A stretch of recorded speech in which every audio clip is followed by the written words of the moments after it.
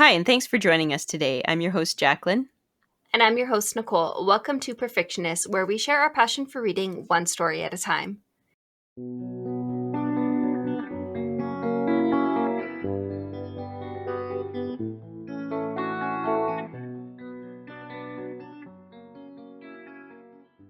So, welcome back to Books and Bevvies. This is a place where we dive into the wonderful world of books while sipping on some delicious drinks. In today's episode, we are spicing things up and reacting to some unpopular book opinions. From hot takes that might have us gasping to ones that secretly resonate, we are diving headfirst. So, let's get comfy and explore the opinions that have book lovers talking. Today's drink pick is matcha lemonade, an unexpected combo that people either rave about or can't quite wrap their heads around. I'm in that second camp. Perfect for an episode where we dive into some equally polarizing bookish takes. So, our first section, our first resource in which we found some unpopular book opinions is called The Bookworm Den. And we'll leave a link down below if you are curious in checking it out. The book is not always better than the movie. I disagree.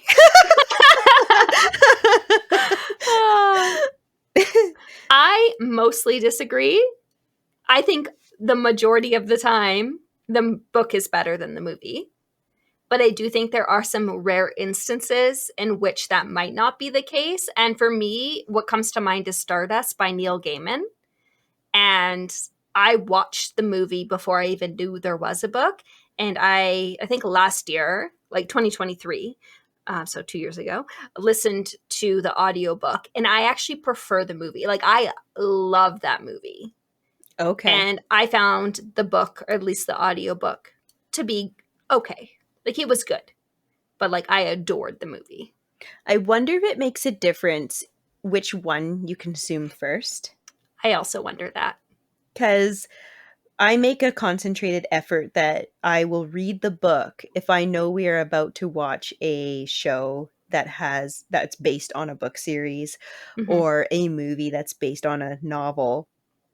And I always have made a concentrated effort to read the book before I watch the movie. Yeah. And then you've discovered my opinion is the book is always better than the movie. But I've also never done it the other way. I have a few times, and in this case, I preferred the movie, but I also watched Where the Crawdads Sing before I read the book. And I do still think I like the book better. Oh, okay. And I mean, like, also, if they do a really good job with the movie, which is not always the case when it's based off a book, if they've done a really good job, like, okay, so I really enjoy, last season notwithstanding, Game of Thrones. And I read those books before, but I sometimes will find that, like, with movie adaptations, that there's this sort of jaded part of me that's kind of like, like when it comes to certain stuff, right? But with Game of Thrones, I don't have that. I'm kind of like, the book itself is so highly detailed and just so much that it would just be like, it would be impossible to translate this, like, everything. It'd be like tedious and long, right? Yeah. So it wouldn't even make for a good show if they tried to one for one translate it. Yeah, exactly. But I think in general, the book is better. Although we can accept there may be some exceptions. Yes. Next up from A Genie in the Novel, which props, amazing name. There shouldn't be more than 2 point of views in a novel. I disagree. I agree with you disagreeing with this comment. So sometimes it's done really badly. Like, sometimes there's so many point of views that you actually, like, kind of, I find myself I'm reading a book right now that has many different points of view, and I normally love that. But I do find that when there's too many and the characters maybe aren't as strong, and each point of view is like, there's some strong characters in different points of view, and then you come to this other character and you're like, and so you kind of skim or skip. And so I feel like because of that, if you can't, like, If each character's story isn't super strong, I really hope the editors feel brave enough to tell you, cut it out. Yeah. No, Right? I agree. And I think the thing is, if you have so many point of views that the character development is being like degraded because of it, or The story isn't necessarily helped, yes. right? Like sometimes in the current book I'm reading where I'm finding this to be problematic, I feel it is unnecessary to have these people's points of view. But I do feel like I almost feel like the author was doing it to see the like a different side of that world that was created. And I'm Mm-hmm. but it doesn't really matter Mm, to the overall plot, so it kind of feels like unnecessary extra stuff about people I don't care about. yeah. So multiple points of view are great if they add to the story. Yeah. Like, okay, because everyone knows that if you've listened to this podcast, you will know that we love the Throne of Glass series. Love that Hmm. series. And that comes with many, many different points of view, but each one's very important. Yes. And honestly, there were times when maybe I was like, okay, I want to get to the other point of Mm. view. But like honestly, like it was never consistently the same point of view.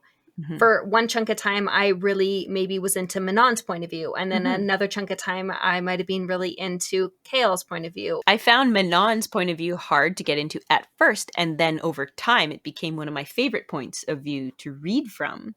I hope this person at some point reads a book with multiple point of views that they thoroughly enjoy. Yes, I have run across other people with very strong opinions that there shouldn't be more than one point of view. It depends on the story, and it Yeah. depends on the characters involved. Most of my favorite books have at least 2 points of view. Our next section comes from Reddit via BuzzFeed, and the first unpopular opinion. An adaptation of a book doesn't have to be exactly the same. They're completely different mediums, and sometimes the way the author writes something doesn't work as well in live action. I mean, so I think that, and this is from Disturbed Nocturne, like the user. Just wanted to mention that. I think that they've put that in a very logical way. I think they're right. I also think, why bother calling it the same thing if it's not the same thing? So, Hmm. for example, Aragon was done so terribly, they hamstringed themselves from being able to continue on to make more movies because Hmm. so many critical pieces were changed that they literally wouldn't have been able to do the next book or the next installment, even as a movie adaptation, because they had messed up so royally in the first one. So, Yeah. like, I think what this person says, yes, if that's why they've changed it. Hmm. No, I agree. But where I come in with a very strong feeling is if it's been changed for artistic purposes because, oh, I'm creating this movie, so I'm going to take like my twist on it, Hmm. that makes me feel less interested in watching. Just Hmm. simply, and that is like me expressing a strong feeling very mildly. because because to me, like, what that author, the amount of work that author put into creating that is their creation, and then to someone just like, just make it into this movie and do Yeah. my own spin on it. The fan base is there because of the author and the way that they did it, right? Hmm. So there's definitely some, like, and I want to say, like, Disturbed Nocturne says sometimes the way an author writes something doesn't work as well in live action. Totally. Yeah, you're Yeah. totally right. But that doesn't mean you have to change the plot, right? The plot is Yes. what makes it good. So, when they've taken liberations with the plot and some pretty important stuff, I think this person, like, when I read that, I'm thinking more like there's some dialogue that works well in a book that does not come across for real Hmm. when spoken aloud. No, shouldn't be spoken aloud. It's a nice thought, doesn't come out very well, right? Yes. Like, yeah. So I agree and disagree with that. Mhm. I agree 100% with what you're saying, in that, like, if something is changed because it simply does not work, but the Mhm. plot is staying the same, the Mhm. story is staying the same, then yes, that's fine because it's you're trying to stay true to the story, but in the best way for the medium in which it's Mhm. being portrayed. Exactly. So the next one is, and this is all from Reddit via BuzzFeed. I hate when books bring real world shit like coronavirus, Trump, etc. into the plot. And that was Apple Toaster that said that. I actually feel very, I don't have feelings about that. I'm super neutral. I actually like completely disagree because I get a weird sense of giddiness when I'm reading a book, especially I'm thinking Molly Harper. And it's Hmm. like this kind of fantasy, like low fantasy world. Yeah, yeah. But then it's like on the coffee table, there's a copy of Us Weekly or something, like something Yeah. super random Yeah. that is a part of our world. And you're Yeah. seeing it in this like kind of fantasy. And Yeah. like it just makes me feel some sort of way. Okay, okay. What that specific example? Yes, I get very excited. It's almost like Easter. It's almost like Easter eggs, and it's like all of a sudden it's Yes. like, whoa! What if they were like Among Us? Do you know? Exactly. Yeah, It makes it feel real. It makes yeah. it feel like this they are living in this little, you know, bayou Yes. down south somewhere, and it's like we just can't see it because it's concealed by a magic wall. Yeah, Like exactly. Like she uses lots of pop culture references in her books, and I do love that. And so does Cressley Cole too. yes. Yeah. So yeah, I love that. Next one. I hate it when the book cover is changed to match the film or show based on it. I like imagining the characters not having the actor you chose invade my idea of the book. 100% agree with this. This is from Brum Gorilla Caper. Yeah, I agree. I agree. I feel like it cheapens. Sorry, actors. I'm so sorry, but I feel like it somehow cheapens the book. hmm I think it takes away from the creativity that was put into creating the cover originally. Yeah, yeah. Because usually they have original art for a hmm cover, right? Yeah. No, I agree. Yeah, I think cheapens is the perfect way of describing that. Thank you. Sometimes the books aren't good, but the characters and the concepts are. K for pay. Totally agree. 100%. I've read a lot of terrible books that have good concepts that were terribly executed. Absolutely. Yeah, and Yeah. like I 100% agree, but I also am like very saddened by it because I'm like, imagine what could have been, you know, The in an potential.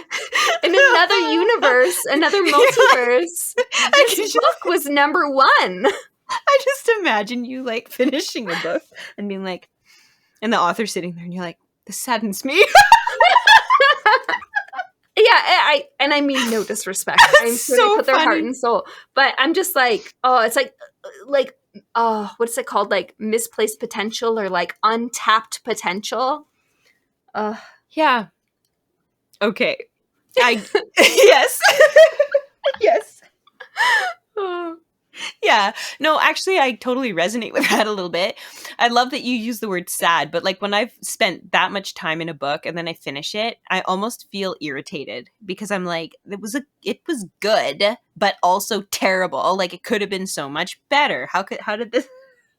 how did this slip through the cracks? Yeah. What in Who the was heck? not paying attention at work that day? Exactly. That's so funny. I think rereading books is crucial to a deep understanding of the work. Read the book once for the plot, read again for the theme, read a third time for patterns and details you didn't catch before, read a fourth time because it's a good book. Evolving Door. My God, I love that username, by the way. That's a good one. What do you think about that? I I think reading a book 4 times is a lot. But if it is like your ride and die book, if you're like, Mm, this book is my everything, then hmm. yes. Or if you are someone who like really likes to puzzle out the books you're reading, like things we mentioned in our previous episode that with Throne of, or sorry, A Court of Thorns and Roses, I will likely read that series multiple times because Yes. I'm looking for those things, because I Yeah. want to piece together what's happening and see what I missed. Yeah. So I think there are times where, yes, 100% this is true, but I think there are some books where one and done is good. No, I agree with that. Definitely, I've read a lot of books where like we're one and done, and the book is a standalone, so it's fine, right? Mm-hmm. Now, when it comes to series, if I'm going to finish the series, so I enjoyed the series enough to finish it, this is actually this resonates so much for me. If I enjoy a book, that is exactly how I read it. So when we're speaking about a book and I've only read it once, I'm kind of like, okay, she noticed a lot more than me. Because I just know the plot. Right? Like, I think I read slightly differently, because I actually watched something today where it was talking about how when people read, mhm, just like as a general way that human beings read, they right. don't read every single word. They skip. Hmm. And like the better you get at reading, the faster you are at that, the more you skip. A lot of it is just putting context together, isn't it? Mm-hmm. Yeah. I read every single word. And I don't know if that's just because I'm not like a technically great reader. So therefore I am out there like piecing it together literally word by word. Or Right. if that's just like how I read as a person. I think that's good though. I definitely read slower the first time through because I don't want to skip anything important, right? Mm-hmm. Yeah, no, I think that's completely true. I'll find like as I'm getting fatigued when I'm reading, if I've been reading for too long, I'll find like my eyes just jump over a paragraph and I'm like, whoops. And I have to like force myself to go back up and read the paragraph because I'm like, that's a huge chunk of text I just like skipped. Mm-hmm. At that time, I know I need to stop reading. But like this, like about, I mean, I usually do it about 3 times. Only more than 3 times if it's like a book that I will read again and again and again over the course of my life. And there's only Yeah. a few books that I have like that. Step Infection says, why does everything have a cliffhanger now? I miss the days when books came out in a series, but generally speaking, each individual book wrapped up their shit before sending you on to new shit. Okay, I kind of love how that was written. Yes, that's funny. I guess that is true, isn't it? Yeah, I have a love-hate relationship with cliffhanger endings. Mm-hmm. So I personally think why does everything have a cliffhanger now? I think it's to do with money. Like it's so that you will go on to purchase that next book. But unless like the plot is such that this cliffhanger was going to happen regardless in order to move the story along, then it's also a natural place to stop. Mm-hmm. I agree. I think that is a guarantee to get people to read the next book, but at the same time, it 100% works on me. And I Yes, kind of like yes, it works on me too. loathe to love it. Like, it's just like, I am so angry this is happening. Like, I'm thinking the end of Iron Flame.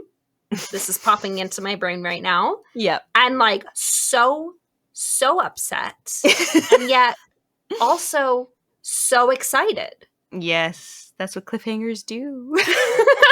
This next one comes from Tekatar. I absolutely despise bonus chapters in certain versions of a book. It creates narrative chaos. I'm looking at you, SJM, with the Asriel bonus chapter. Oh, goodness, now I'm intrigued. This is confusing for the fandom. If you want something to be put into your story, put it in the book. And this whole nonsense where you have to buy 5 different versions of the same book to get all the bonus chapters feels like a cash grab and is disrespectful to the readers. Oh, they had some feelings, didn't they? Mm-hmm. That whole so the 5 different versions of the same book to get all the bonus chapters, that to me is brutal. Why would you do that to your fans? Yeah. That felt like a very terrible move, in my opinion. Mm-hmm. I could not agree more with this statement. Like, I find it very disrespectful to your readers, unless you are, as the author, making all of it available through your website. Exactly. Didn't she? I'm not sure. Yeah. And I mean, like, so if it's, yes, I agree. If it's all on the website, it's available for everybody to read. But say you're like a hardcore Sarah J. Maas fan and you're like, I want to own all the editions with all the bonus chapters. Then it's cool for collectors, right? They know what they're doing. They know that they're going to be spending loads of money on books because they're collecting them. But like yeah, for regular fans that don't have that amount of disposable income, it's like annoying unless they're made available online and you can just go and read them. Mm-hmm. Smegsy? Smegsy? Okay. I also hate comparisons, and if you like this, you'll like that. If you're constantly comparing books to your top favorites, you're going to automatically enjoy them less.